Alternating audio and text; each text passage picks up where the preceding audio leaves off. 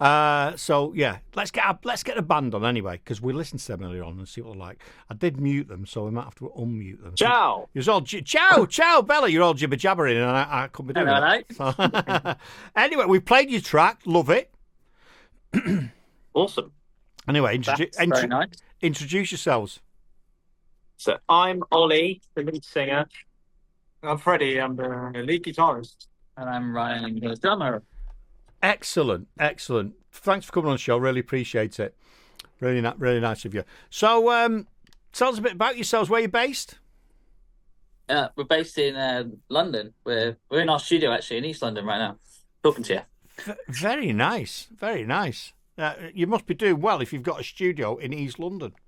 Oh, it's not belonging to us. We rent it like paupers. Yeah. Yeah, and often we can't afford it. We share the room with like seven other bands. Yeah. Oh, right, okay. So it's a bit of a yeah. That's fine. That's fine. That's not bad, Yeah. is it?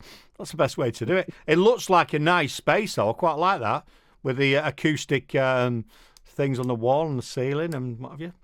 Yeah, it could be worse. It could be worse. Could be worse, but we do have the overground actually going over the top of us. So sometimes you get a bit of rattling whilst you're playing, which is interesting. Brilliant. That could add to the mood of the track that you're recording, couldn't it? With a bit of train going over. You never know. Oh, it does. Yeah, We've got loads of them trains. many times. Yeah. Not on purpose. Oh, brilliant. Janice isn't around this week. She's over in the States, but she's coming back now. So she organised it all. So I'm sure she'll catch up with it at a later stage. Nice. So tell us a bit about the band. How did you get together? What's the story there? So we started in lockdown. Initially, it was I was doing a solo thing. So Ryan was the drummer in my band then, and then we just restarted and came up with the name, and we had a lot of time on our hands, didn't we? So we started writing. Yeah, COVID started writing a lot of new music, and then Freddie joined about how long ago was it? Fred, 2.5 years ago. Yeah, about 2.5 years ago. Yeah, and we've just been going strong ever since. We've supported Franz Ferdinand, James Blunt, and played in Abbey Road, gone on many a tour. So yeah, things are going well. I love just it. Need to I love it. Keep going. Can't bit a bit of name dropping. I can't do that, but I'm glad you are. So Yeah, you can. You can name drop us. I know the Great Leslie, and you know what, they've played Abbey Road. It sounds better in your accent as well, actually. Well, he's got a very posh accent, hasn't he? Our lead singer there, wonderful. I love that. Very nice. It's awful. No, man, it's good. That you could definitely go and do a screenplay on something with an accent. It's absolutely brilliant.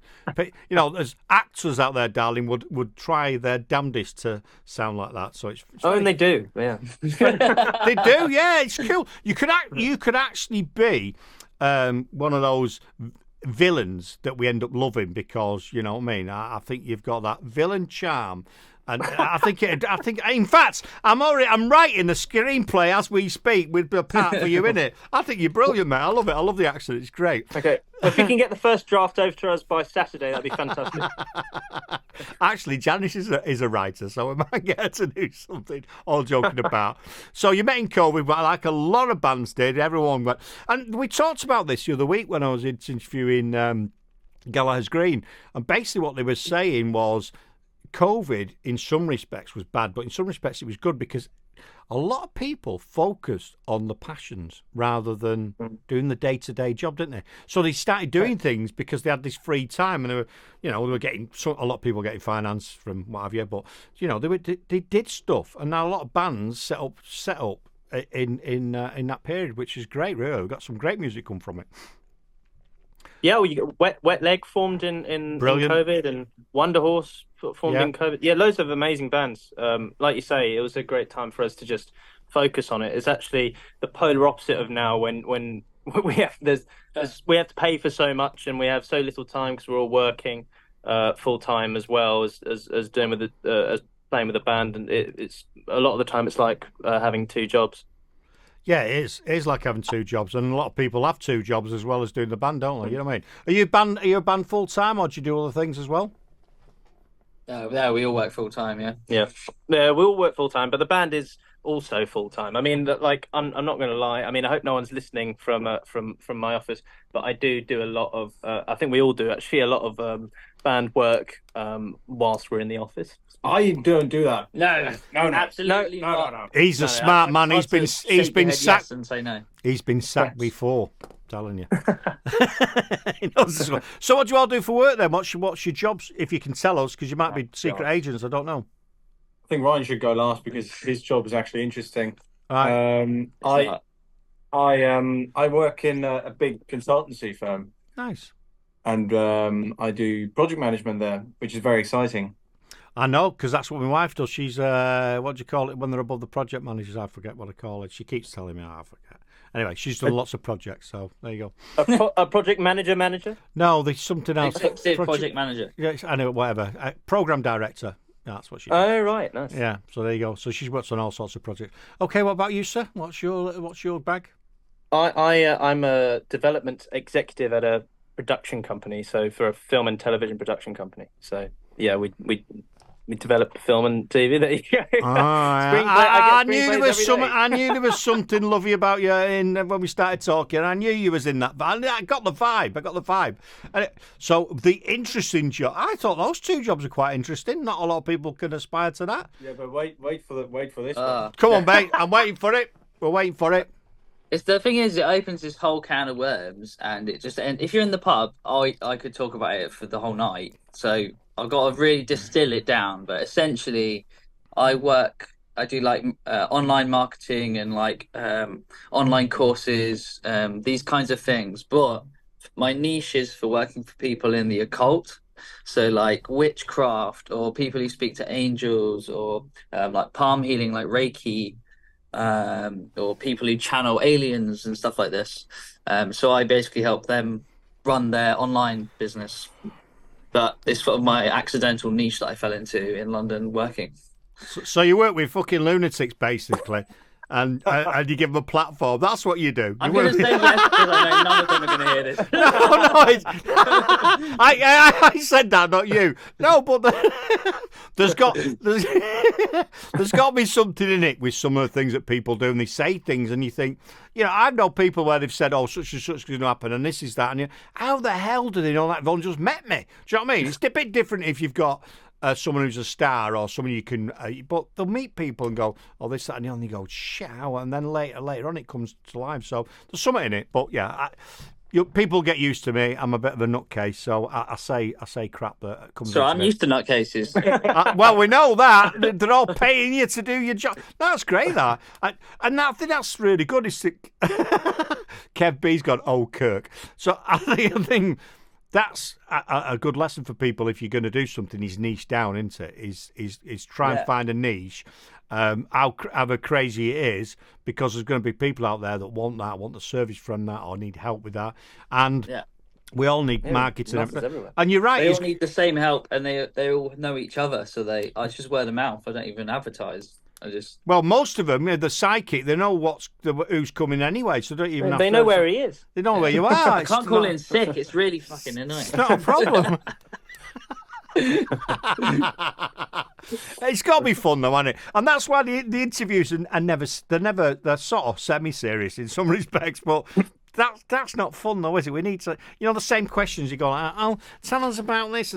Yeah, people want to know a bit more, something different, and that just those three you telling us about your jobs is phenomenal. And suppose the jobs that you do fund your passion, don't they? Which is your music. Exactly. Indeed. Yes. Yeah. I mean, this is obviously this is what we want to do full time. So until we can, we're working away with witches and wizards. I love it. So where did the name come from? I'm sure we spoke about this before. I can't remember. Well, I was going to bring it up earlier because you were talking about how Ollie sounds like a villain, but the name of our band is actually the opposite. He's the hero, right? Yes, he's the protagonist. But I'm casting him as a villain who becomes a hero. Do you know what I mean? There's loads of things out there. What's that one we're watching at the minute, which scratches the shit? It's the American one where he murders everyone. He's the villain, but everyone loves him, don't they? You're not thinking about the Joker, are you? Not the Joker. Charles Manson. No, not that. What's he called? It's been massive in the States. It was 2008. It started to about 2. Anyway, we'll get there. I missed that one. He said something.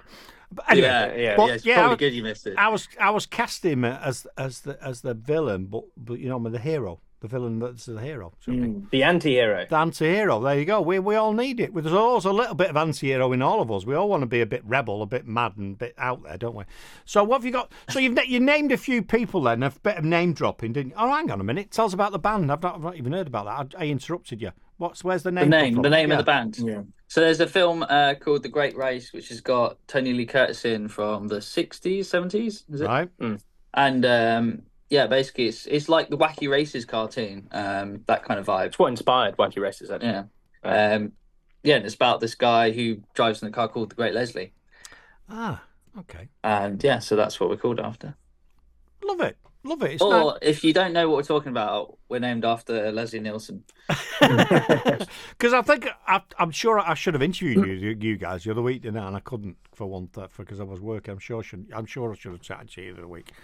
Anyway, never mind. We'll move on. What was going to say to you? Oh, the question. This is a question that we ask bands when we get a few of you. If there was a zombie apocalypse, which band member would die first? Ryan. Why? Ryan, yeah, definitely Ryan. Because he'd be praying to the witches and wizards and I wouldn't need to. I am. See, it's very interesting. No, I disagree. It's very interesting. I think that Ollie would be the first to die. Why is that? Because you've got no muscle on you. Look. Don't start fighting, kids. It's not worth it. Just for the people who can't see him, he's stacked. Yeah, I'm the skinny one. See that? Yeah. Well, I did wonder when you said that. I thought, Jesus. But that question is really interesting because virtually every band we've asked, when there's been like 2, 3, 4 people, virtually instantaneously all say the same person. It is the bizarrest thing. This is a good one. This is a recurring one. Have you ever had a sound engineer turn up to one of your gigs on a skateboard? No, actually. On a skateboard? I don't remember. No. We mean riding it into the venue? Yeah, well, we had one with Gallagher's Green. That their sound engineer was an hour late, and his excuse was he got stuck in traffic, and he came on a skateboard. I mean, that's not a very good excuse. How ludicrous is we're that? usually there after the sound man, so because we're always late. I love it. Well, you would be if you live in London. It takes you about 3 weeks to get anywhere. Well, so, it does, though, doesn't it? Have you got any disasters that has happened at a gig? Because they're normally quite interesting stories after the event. You know what I mean? Well, one comes straight to my mind, which it wasn't actually a disaster in the end. It all panned out. But when we were playing with James Blunt in Germany, I spent the whole. Have I got enough time for a quick story? Mate, crack on. That's what this show's about. Well, I was basically set the scene. We've turned up and we're playing this festival with James Blunt. It's probably our biggest gig yet. It is our biggest gig yet. And I'm like, they agreed an email. They rented me a drum kit. So I'm like, I'd like to have a look at it before our sound check time so that, I can check if there's any, a little bit missing. I can, at least source something to figure it out. Anyway, it got to us going to sound check and there was no drum kit. They had forgotten to hire me a drum kit. And then we, by some crazy luck, like at that point, we're shitting ourselves thinking it's not going to happen, basically. They've forgotten to hire us a drum kit. We can't use James Blunt's drum kit because it's sort of, his part of the stage. But just by chance, there happened to be this like custom drum company up the road. And so I was put in this car, driven to this big drum factory. And then the woman crashed the car at the drum factory, knocked the wing mirror off. And we got into this drum factory and there's this room full of drum kits and they're like, which drum kit do you want? And you can have any drum kit you want. And I'm like, this one is next to the fucking door and I'm supposed to be on stage doing sound check. Anyway, so we get back to the gig and that was it, basically. That's the story, but you can imagine it was a moment. Yeah. Maybe it was a be there moment, but to me, I was like, this whole time I should have really checked the drum kit was there, but there was no drum kit for the festival gig for us. I love it. It was very tight. We were just finishing our sound check when people had started to arrive. Yeah. So if it was any later, it could have been really bad. Yeah, I get that, and those things that happen at the time are you're like panicking. I can imagine how stressed you would be in going, I want these drum kits in the doorway, the car crash. But these are the points. Well, there's a couple of things you learn from it, don't you? You make sure there's always where's my drum kit, and secondly, Well, you'll never remember it because you were singing with James Blunt. But you've got something you'll never forget that, and that'll be a great story to keep on telling and telling. I love it. I love the stories like that. It's great, isn't it? If it all goes swimmingly, you forget, don't you? You know what I mean? If you were playing another band or another festival, and it wasn't James Blunt, and that happened, and nothing happened, you'd probably not remember that gig, but you will always remember that gig. Always remember that gig.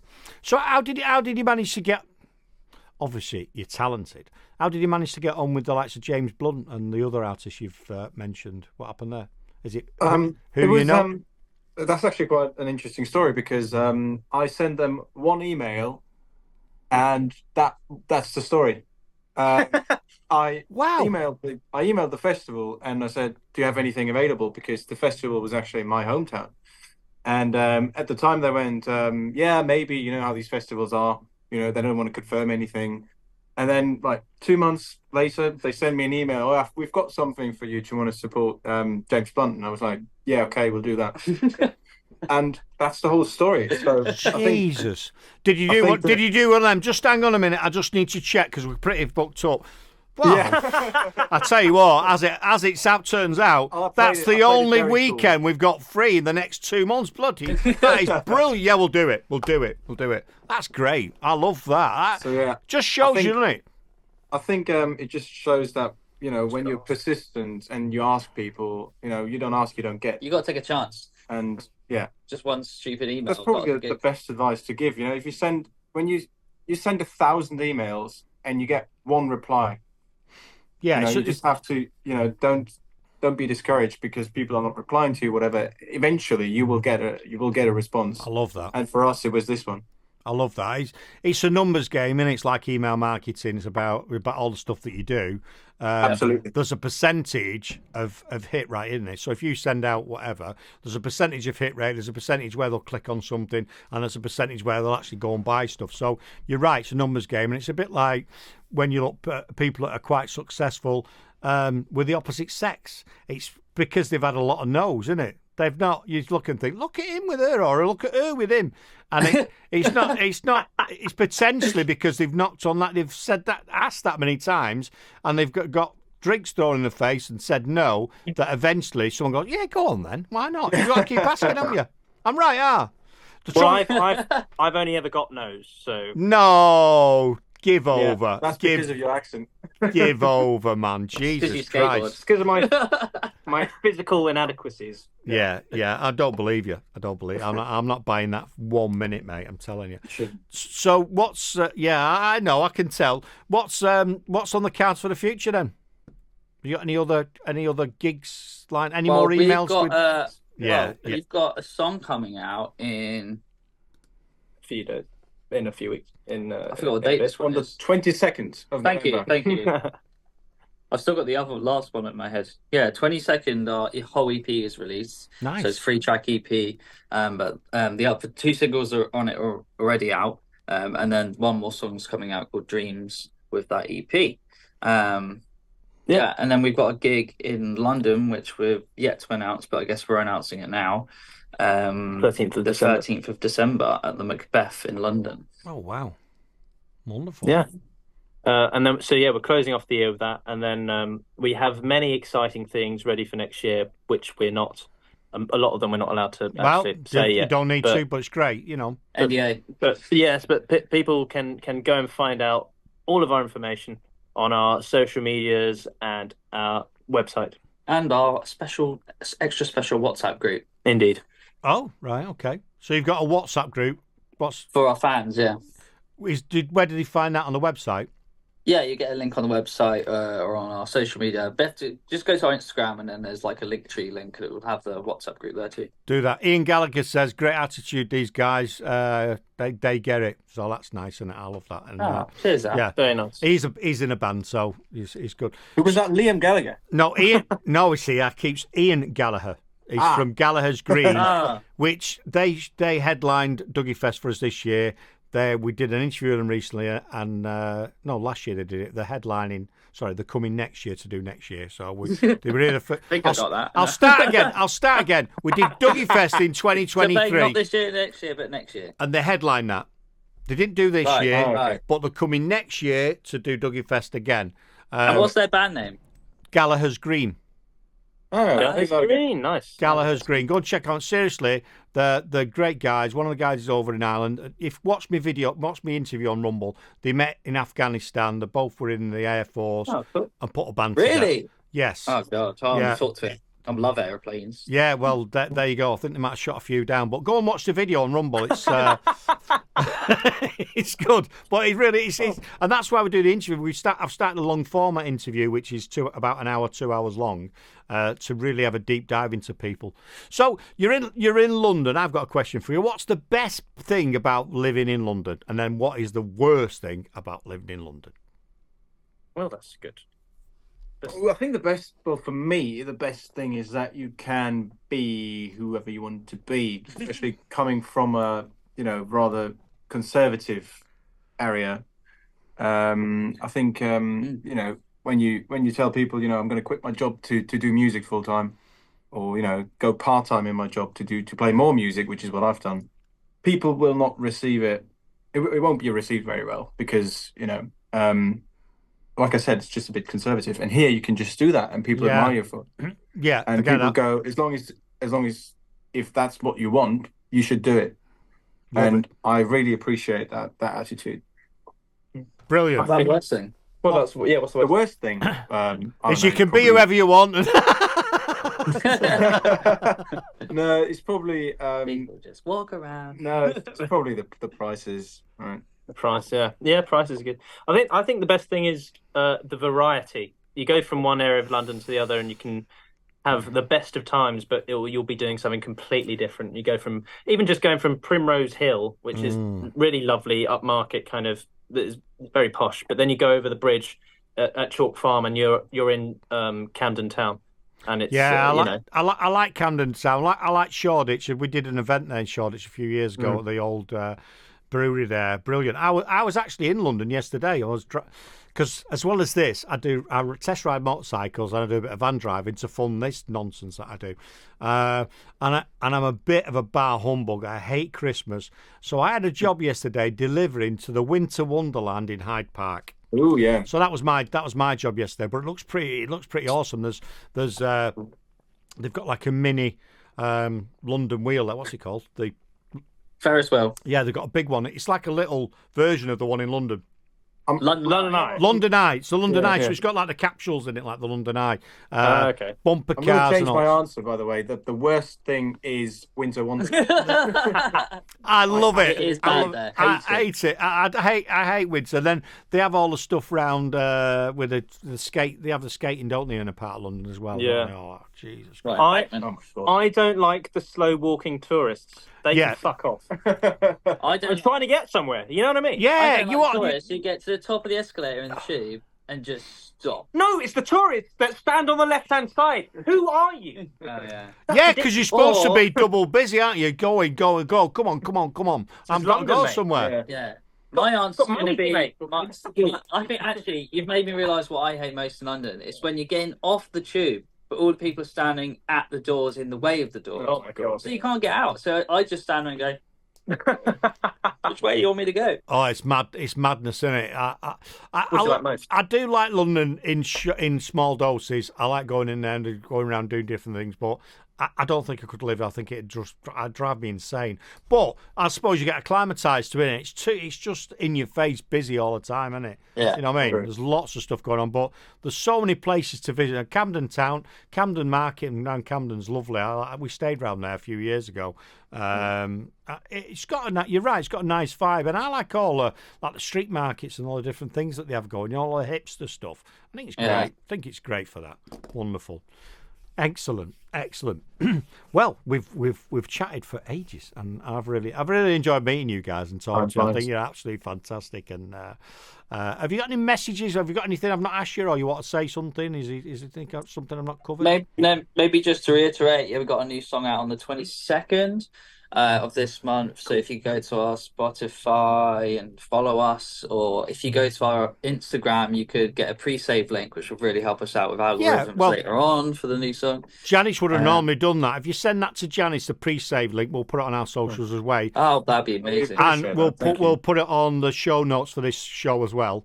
that then people can go and pre-save it, and we'll pre-save it. So I think you're great, lads. I love your attitude, love what you're doing. Sounds like you know where you're going. Your music's great, and it's been absolutely wonderful chatting to you. It really has.